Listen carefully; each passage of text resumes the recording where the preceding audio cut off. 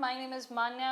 आज हम आए स्टेप अप अकेडमी में नीट जो अभी अभी ख़त्म हुआ है 2025 में, उसके बारे में थोड़ा सा डिस्कस करने स्टेप अप अकेडमी भोपाल में हमारे साथ हैं डॉक्टर पचौरी जी, जो कि हमको बताएंगे कि जो एक्सपेक्टेड कट ऑफ नीट 2025 में अभी क्या जाएगा और काउंसलिंग सेशन के बारे में। Welcome sir. Thank you. Sir, हम सबसे पहले तो जानते हैं कि आप अपना बारे में थोड़ा सा कुछ बताएं। मैं एज अ डायरेक्टर और biology mentor step up academy पिछले 10 सालों से मैं नीट के लिए क्लासेस ले रहा हूँ। और चूँकि लास्ट 10 ईयर में मैंने काफ़ी सारे बच्चे हमारे से सिलेक्ट होके गए हैं, तो एग्ज़ाम के पैटर्न और काउंसलिंग की कट ऑफ, काउंसलिंग से रिलेटेड जो भी इश्यूज़ होते हैं बच्चों को, उन चीज़ों को लेकर काफ़ी अवेयर हूँ। और हर साल मैं बच्चों को गाइड करता हूँ कि किस तरीके से काउंसलिंग में पार्टिसिपेट करना है, किस स्कोर पे क्या एक्सपेक्टेड कॉलेज उनको मिल सकते हैं, उसके बारे में बच्चों के करियर के लिए जो गाइडेंस होती है उसके लिए डेफिनेटली उनको हम गाइडेंस प्रोवाइड करते हैं। तो इस बार के पेपर के बारे में हम चर्चा करेंगे इस सेशन में, और इस बार किस रैंक पे क्या हो सकता है, आगे बच्चों को क्या क्या चीज़ें हैं जिस पे बच्चों को ध्यान देना चाहिए, वो सब चीज़ों पर चर्चा करेंगे। बिल्कुल बिल्कुल सर। सर, मैं बता दूं, sir step up academy Bhopal के डायरेक्टर और बायोलॉजी नीट मेंटोर हैं। प्लस सर, हम आपसे स्टार्ट करते हैं कि नीट 2025 का एग्ज़ाम कैसा था। नो डाउट पिछले, अगर हम 6 सालों की बात करें, ये आई थिंक पिछले 6 सालों का सबसे टफ पेपर था। लास्ट अगर इससे इक्विवेलेंट अगर हम बात करें तो 2018 का पेपर काफ़ी टफ था नीट का, जहाँ पे कट ऑफ काफ़ी नीचे गई थी। उसके बाद से पेपर इजी थे, और लास्ट ईयर 2024 का पेपर तो मुझे लगता है इन 6 सालों का सबसे इजी पेपर था। और बट 2025 का पेपर अभी तक के 6 सालों का सबसे टफ पेपर था। तो नो डाउट कट ऑफ सबसे नीचे बॉटम में रहने वाली है। सर, आपके हिसाब से सब्जेक्ट वाइज एनालाइज करेंगे, फिजिक्स केमिस्ट्री बायो, तीनों में से सबसे ज़्यादा कौन सा चैलेंजिंग रहा होगा। नो डाउट एक्चुअली बड़ा इसे इत्तेफाक कह लें, ज़्यादातर बच्चों को प्रॉब्लम फिजिक्स में ही आती है। जब भी हम देखते हैं जो भी बच्चे नीट की तैयारी कर रहे हैं, या हम ये भी कह सकते हैं कि कई बार तो कई बहुत सारे बच्चे ऐसे होते हैं जो बायोलॉजी लेते ही इस डर की वजह से हैं कि उनको मैथमेटिक्स या फिजिक्स में कहीं ना कहीं उनको डिफिकल्टी महसूस होती है, उस वजह से बायो लेते हैं। और बायो में भी जब बायो लेते हैं तो नो डाउट फिजिक्स तो कॉम्प्लीमेंट्री है, और कॉम्प्लीमेंट्री लेने की वजह से उनको हमेशा डिफिकल्टी फिजिक्स में ही महसूस होती है। एक तो ये रीज़न है, प्लस इस बार रियलिटी भी यही है, फिजिक्स का पेपर कंपेरेटिवली केमिस्ट्री और बायो के कंपेरिजन में काफ़ी टफ था। अगर मैं बड़ी बात नहीं है अगर मैं कहूँ किसी बच्चे के अगर फिजिक्स में अगर 100 मार्क्स आ रहे हैं तो वो बुरा परफॉर्मेंस नहीं, उसको मैं अच्छा परफॉर्मेंस में काउंट करूँगा। तो फिजिक्स सबसे ज़्यादा टफ था, then chemistry, and then bio उतना टफ नहीं था, बट लेंदी था, बट बायो टफ नहीं था। जो भी अगर बच्चों के कंसेप्ट ठीक रहे होंगे तो डेफिनेटली उन्होंने बायो में बड़े आराम से 340 से 350 का स्कोर बड़े आराम से किया होगा।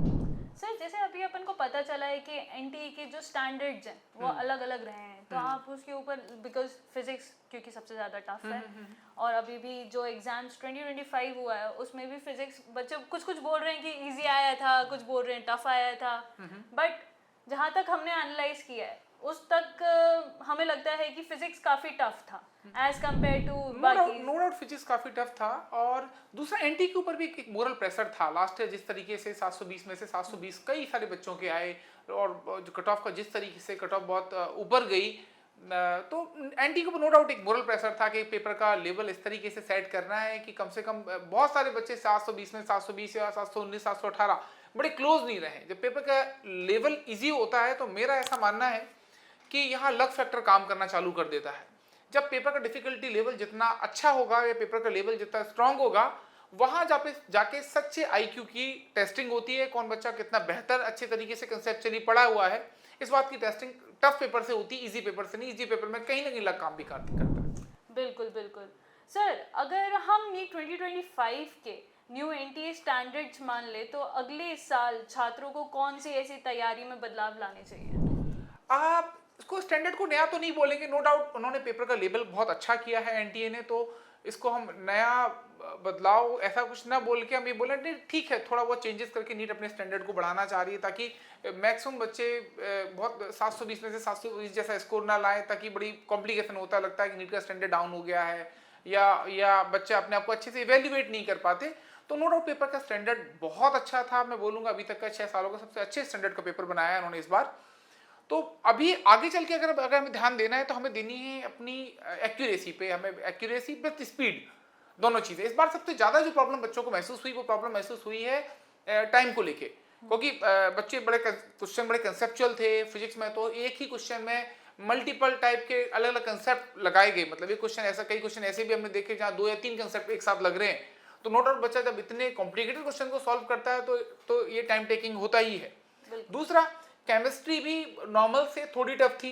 बायो की बात करें तो बायो में भी इस बार बायो के नो डाउट पेपर पूरा का पूरा एनसीईआरटी बेस्ड था, बट बायोलॉजी के जो क्वेश्चंस थे उसमें स्टेटमेंट्स बहुत आए इस बार। मैं देख रहा हूँ कि स्टेटमेंट और असर्शन रीजन के क्वेश्चंस काफ़ी थे। तो स्टेटमेंट में क्या, ये स्टेटमेंट 1 ठीक है, दूसरा ठीक है, पहला सही है, दूसरा गलत है, तो ऐसे उन्होंने स्टेटमेंट में काफ़ी उलझा के रखा उन्होंने। तो पेपर जो टाइम टेकिंग, एक क्वेश्चन की जो टाइमिंग होती है, जो एवरेज टाइमिंग जो 30 से 40 सेकेंड्स होता था बच्चा जो सॉल्व करने का, वो बड़े आराम से इस बार बायो में 1 मिनट के आसपास बच्चों ने टाइम लिया है क्वेश्चन को करने में। तो क्वेश्चन थोड़े लेंदी थे, कंसेप्चुअल थे, लास्ट ईयर नीट जैसे नहीं थे जो 1 लाइन क्वेश्चन आए थे, उसमें कई सारे वो 1 लाइन क्वेश्चन हमें कहीं देखने को मिले नहीं इस बार। तो तीनों चीजें हैं। फिजिक्स का नो डाउट बहुत टफ था, जहां मल्टीपल कंसेप्ट लग रहे थे। केमिस्ट्री जो एवरेज आता था उससे टफ था। बायो टफ तो नहीं बोलेंगे, बहुत लेंदी थी, कंसेप्चुअल थी। तो जो बच्चों ने अच्छे से तैयारी करी, जिनकी स्पीड बहुत अच्छी थी, उन्होंने बायो में बहुत अच्छा किया। तो ओवरऑल पेपर काफी टफ था। Okay sir. बच्चों को ना ऐसा लगता है कि बायोलॉजी जैसे अभी एग्जाम गया है उसके बाद देखने से काफ़ी आसान लगता है, बट वो होता नहीं है इतना आसान, वो थोड़ा डिफिकल्ट सा लगता है। एक्चुअली क्या है, बच्चों को ये लगता है कि उन्होंने एनसीईआरटी पढ़ ली है, सारी चीज़ें कवर अप है, उनको सारी चीज़ें याद हैं। जैसे कि इस पेपर ने बता दिया है कि आपको सिर्फ एनसीईआरटी को रीड करने से क्वेश्चन नहीं बनने वाले हैं आपसे, आपको क्वेश्चन को बहुत डीपली एनालिसिस करना पड़ेगा, हर एक लाइन को बहुत अच्छे से रीड करना पड़ेगा, उसका मतलब समझना पड़ेगा, और वो लाइन या वो पैरा क्या कह रहा है और दूसरे पैरा से इसका क्या कनेक्शंस है, आपको कोरिलेशन स्टडी करनी पड़ेगी। आपको एक टॉपिक का दूसरे टॉपिक से क्या कोरिलेशन पॉसिबल है, एक कंसेप्ट दूसरी जगह कैसे काम आ सकता है, 2 चीज़ों को आप कैसे कोरिलेट कर सकते हो जो एक ही एक पर्टिकुलर एस्पेक्ट में पूछी जा रही है। अगर ये सारी चीज़ों का आपका एनालिसिस परफेक्ट है तो डेफिनेटली आप अच्छा स्कोर कर पाएंगे आगे। और इस बार भी उन बच्चों ने बहुत अच्छा स्कोर किया जिनके कंसेप्ट बहुत अच्छे थे, जिनको कोरिलेट करना आता था और जिनकी स्पीड बहुत अच्छी थी विथ परफेक्ट एक्यूरेसी। तो ये मल्टीपल चीज़ें थी जिसकी वजह से बच्चे ने अच्छा कर पाए। जो बच्चे अच्छा कर पाए वो इसी वजह से कर पाए, उनकी ये सारी चीज़ें अच्छी थी। बिल्कुल बिल्कुल, क्योंकि बच्चे अगर ध्यान नहीं लगाएंगे तो हाँ, बायो को इजी तो नहीं कह सकते, बायो को इजी तो नहीं कहना चाहिए कि बायो को लगता है कि no doubt bio comparatively physics और केमिस्ट्री के कंपैरेटिवली स्कोरिंग है, मैं इस बात को बिल्कुल डिनाई नहीं करूंगा, बट इसको बहुत आसान समझ के आप इसको अगर 8-10 क्वेश्चन भी गलत कर रहे हैं आउट ऑफ 90, तो मुझे लगता है कि ये आपको बहुत ज़्यादा इंपैक्ट करेगा। नो डाउट इजी स्कोरिंग है, फिजिक्स में भी आपको एक क्वेश्चन के 4 ही नंबर मिलने हैं, बायोलॉजी में भी 4 मिलने हैं, तो इजी स्कोरिंग है, तो वहाँ तो गलतियाँ होनी नहीं चाहिए।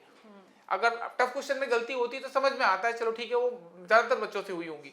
लेकिन आप सिली क्वेश्चन में जो क्वेश्चन काफ़ी आसान था, स्कोरिंग था, वहाँ से भी मिस्टेक करके आप अगर रॉन्ग आंसर को टिक करते हो तो ये आपके लिए बड़ा मुश्किल हो जाता है, आप कंपटीशन से बाहर की तरफ आप निकल जाते हैं। बिल्कुल बिल्कुल, क्योंकि बच्चों को लगता है बायोलॉजी बहुत इजी रहता है, हाँ, फिजिक्स कैजुअल लेते हैं तो उसका नुकसान भी है बच्चों को कई सारे। ठीक है सर। एग्जाम ड्यूरेशन के टाइम पे आप स्टूडेंट्स के माइंडसेट को कैसा मतलब सही करना चाहेंगे, उनको कौन सी एक ऐसी स्ट्रैटेजी फॉलो करनी चाहिए जिससे बच्चे थोड़ा अपने आप को ग्रो भी कर सकते हैं, उनके माइंडसेट में भी अच्छा बदलाव आ सके और उनको पढ़ने में पूरा फोकस रहे।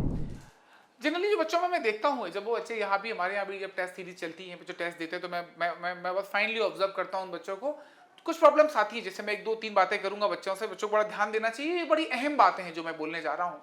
पहला, बच्चे को लगता है कि अभी स्टार्ट किया है, 3 घंटे हैं, आराम से एकदम कूल होके करते हैं, तो शुरुआत में बच्चों की स्पीड मुझे लगता है कहीं ना कहीं, जबकि वो बहुत फ्रेश माइंड होते हैं, उनकी स्पीड नो डाउट बहुत अच्छी होनी चाहिए। तो शुरुआत से अपनी स्पीड को वैसे लेके चलना है कि भाई ठीक है, हमारे पास टाइम उतना नहीं है, उसको अटेंटिव होकर काम करना है। बच्चा स्लोली करता है, सोचता है, एक ही लाइन को 2-2 बार 3-3 बार पढ़ता है, इतना टाइम नहीं है पढ़ने का। आपको बहुत ही फोकस होना है क्वेश्चन पे, एकदम पूरा कंसंट्रेट करना है कि भाई ये क्वेश्चन हमारे सामने है, और पूरा इधर उधर बिल्कुल माइंडसेट नहीं होना चाहिए, आपके दिमाग में कुछ भी नहीं चलना चाहिए, पूरा फोकस आपका क्वेश्चन पे होना चाहिए, नंबर 1। तो आप जब पहले से ही सोच के चलते हैं और आप पहले सेकंड को या अगर लास्ट सेकंड सोच के चलेंगे कि बस हमारी कॉपी कभी भी ली जा सकती है वापस, और हमारी शीट कभी भी छीनी जा सकती है, आप इस दिमाग में सोच के चलेंगे तो नो डाउट आप एक एक सेकंड की वैल्यू समझ पाएंगे। आप पहली शुरुआत से जब आप अटेम्प्ट करना चालू करते हैं तो वहीं से आपकी स्पीड को बहुत अच्छे से मेंटेन रखना है। तो ऐसा नहीं कि लास्ट में जब क्वेश्चन ज़्यादा बचा तो अब आप घबरा के स्पीड को बढ़ा रहे हैं, नहीं, आपका पहला फ्रेश माइंड है, आप अभी अभी क्वेश्चन आपने स्टार्ट किया है, आपका एनर्जी लेवल भी बहुत अच्छा है, तो आपको अपनी स्पीड को शुरुआत से ही बहुत फास्ट रखना है और बिल्कुल अटेंटिव होकर पेपर को करना है। कहीं भी इधर उधर डाइवर्ट नहीं करना है, मन में डर नहीं रखना है, आजू बाजू पड़ोसी को नहीं देखना है, इन्विजिलेटर क्या कह रहा है ठीक है कान से सुनना है, बट अभी बहुत ज्यादा फोकस नहीं करना क्लास में कितने लोग हैं, क्या चल रहा है, कौन आ रहा है, टाइमिंग क्या हुआ, ये सब चीजों बिल्कुल फोकस नहीं करना। वो टोटल फोकस करना है आपने टोटल अपने एग्जाम क्वेश्चन पेपर पे, नंबर 1। अच्छा, नंबर 2, बच्चों के लिए मैं बोलता हूँ कि नो डाउट आप बहुत लंबे समय तक आप क्वेश्चन को अटेम्प्ट करते हो तो नो डाउट एक फटीग जैसी सिचुएशन आती है। आपने 30 40 50 क्वेश्चन आपने करे तो आपको लगता है थोड़ा सा ब्रेक मिलना चाहिए। तो मैं बच्चों को बोलता हूँ कि आप जो भी एक पोर्शन आप खत्म करते हैं, फॉर एग्जाम्पल आपने जूलॉजी किया, बॉटनी किया, केमिस्ट्री किया, जो भी आपके अकॉर्डिंग ठीक है, उसको करने के बाद आप तुरंत उसके गोले भरिए। जब आप गोलों को भरना चालू करते हो और फिल करते हो एमआर को, तो उसमें आपको मोटी मोटी 3 से 4 मिनट या 5 मिनट भी आपको ऐसा टाइम मिलता है जब आपको बहुत ज़्यादा सोचना नहीं पड़ता, सिर्फ आपको गोले भरना है। तो उस समय बीच में गैप मिल जाता है और वो यूटिलाइज भी हो जाता है आपके ओएमआर फिल करने में। तो बच्चों को ये गैप 3 4 5 मिनट का गैप बच्चों को लेना चाहिए। और दूसरा चीज़ ये होता है कि आपको वर्डन खत्म हो जाता है, आपको इस बात की स्ट्रेस नहीं रहती कि हमारे बहुत सारे गोले छूटे पड़े हुए हैं, हमने फिल नहीं किया है। तो हाथों हाथ एक पोर्शन करते चलें, एक पोर्शन कंप्लीट करें, उसके ओएमआर फिल करें, एक दूसरा पोर्शन करें, उसकी ओएमआर फिल करें। तो आप ऐसा करते चलते हैं तो आप टाइमली ओएमआर भी फिल कर लेते हैं, आपके मन में डर नहीं होता।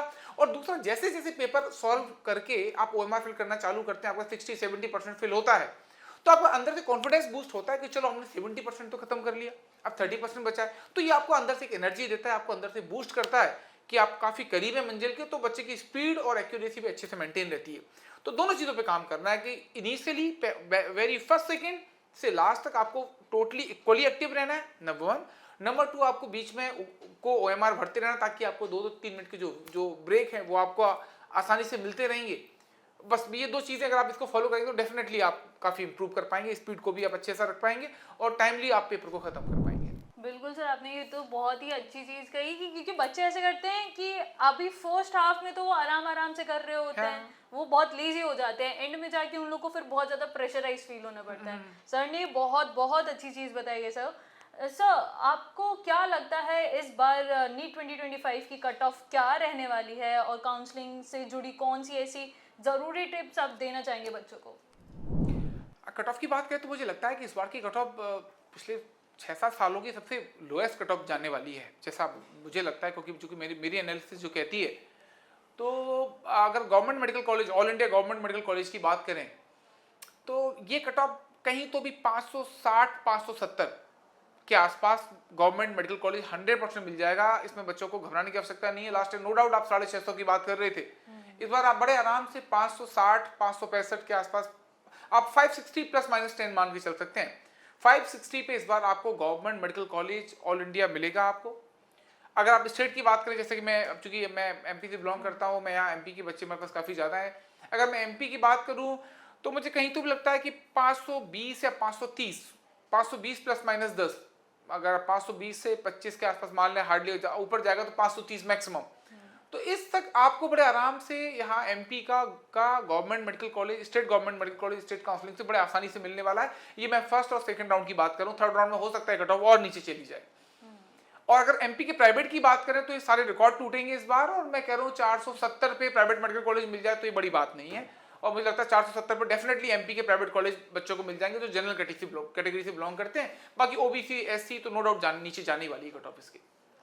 तो government medical college all India around 560, state government medical college around 525 and state private medical college for MP it will goes around 470 plus minus 10।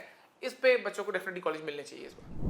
वाह सर, बच्चे तो खुश हो जाएंगे ये चीज सुन के। नहीं, बच्चों के मार्क्स काफी कम है, बच्चे डरे हुए हैं इस बार, काफी नो डाउट स्कोर काफी बच्चों के कम है। मैं मिलते रहता हूँ बच्चों से, काफी बच्चे आते हैं कि सर मेरे तो 500 रह गए, सर कट ऑफ तो लास्ट ईयर 650 गई थी, कैसे मैनेज होगा।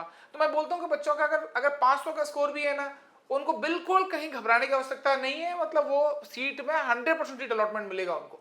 500 वाले स्कोर को भी गवर्नमेंट मेडिकल कॉलेज के बारे में सोच रहे हैं तो बिल्कुल गलत नहीं सोच रहे हैं, उनको सोचना चाहिए और वेट करना चाहिए। वो कुछ समय की बात है, आपकी चीजें आपके सामने होगी। और मैं फिर कह रहा हूं बच्चों से, आपको नंबर नहीं देखने, रिजल्ट आती सबसे पहले आपको अपनी रैंक देखनी है। उस रैंक से आपको प्रीवियस ईयर की हिस्ट्रीज को देखना है, आपको उसकी हिस्ट्री क्या कहती है, उस हिस्ट्री के अकॉर्डिंग आपको डिसीजन लेना है। तो इस बार हमारा फोकस नंबर नहीं होगा, इस बार हमारा फोकस सिर्फ और सिर्फ रैंक होगा। डॉक्टर पचौरी सर का कट ऑफ प्रेडिक्शन हर बार काफ़ी एक्यूरेट रहा है। सर ने ऐसे भी छात्रों को गाइड किया है जिनको लगता था कि उनको कॉलेज नहीं मिल पाएगा, और इस बार भी काफ़ी बच्चे हैं जिनको लगता है कि उनके स्कोर कम है।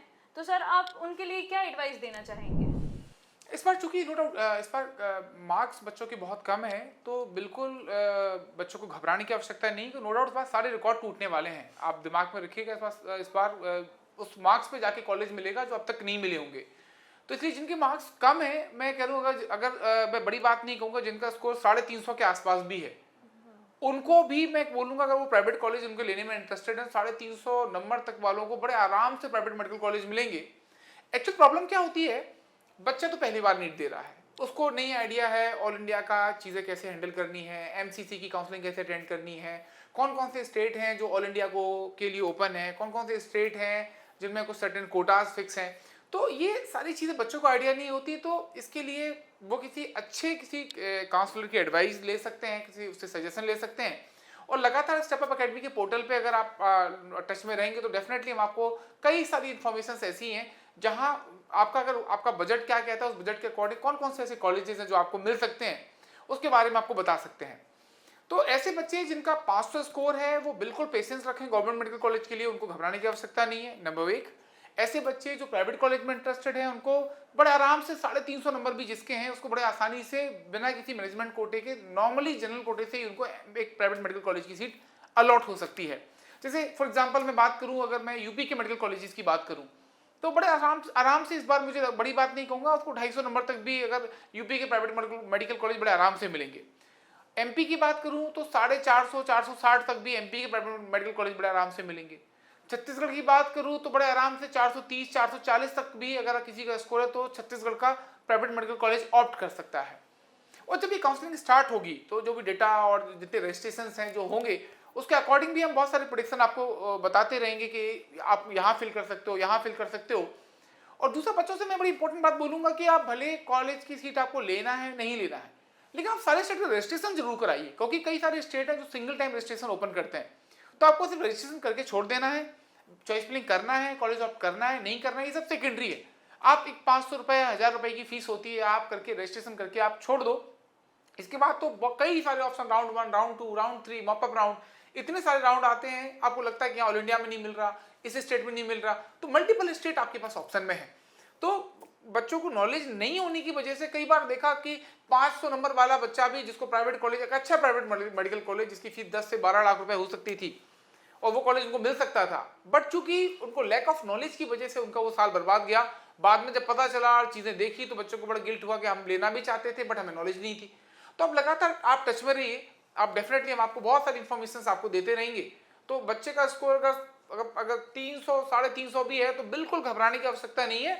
आप हम टच में रहेंगे, हमारा हेल्पलाइन नंबर है, आप वहाँ कॉल करके बहुत सारी इन्फॉर्मेशन आप ले सकते हो। और लगातार ये सेशन, हर वीक हम एक सेशन करते रहेंगे, इसमें बहुत सारी इन्फॉर्मेशन जो आपको हम देते रहेंगे।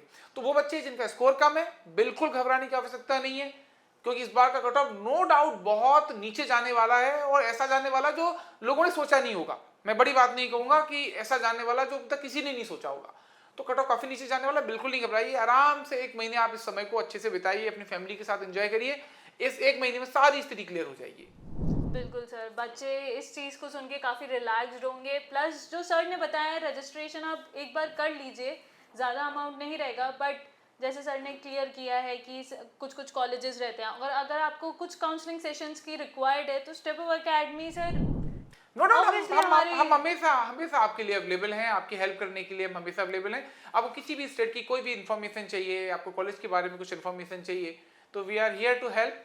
आपको बिल्कुल नहीं घबराना है। मार्क्स कितने भी कम हो, मैं फिर कह रहा हूँ, सभी को अपनी रैंक देखना है, और रैंक आएगी। सीट बहुत है, 1 लाख सीट है ऑल इंडिया में, अगर गवर्नमेंट प्राइवेट मिला ले तो 1 लाख सीट है, कम नहीं होती, बहुत ज्यादा सीट्स है। अगर आपकी प्लानिंग ठीक है, आपने सही से चीजों को आपने समझा है, रजिस्ट्रेशन प्रॉपर कर रखे हैं, तो बड़ी बात नहीं है। यहाँ 300 नंबर तक भी प्राइवेट मेडिकल कॉलेज मिलेगा, इसमें कोई बड़ी बात नहीं कहना चाहूंगा। 300 तो बड़े आराम से मेडिकल कॉलेज मिलने वाले लोगों को। बिल्कुल बिल्कुल। Thank you sir. Thank you.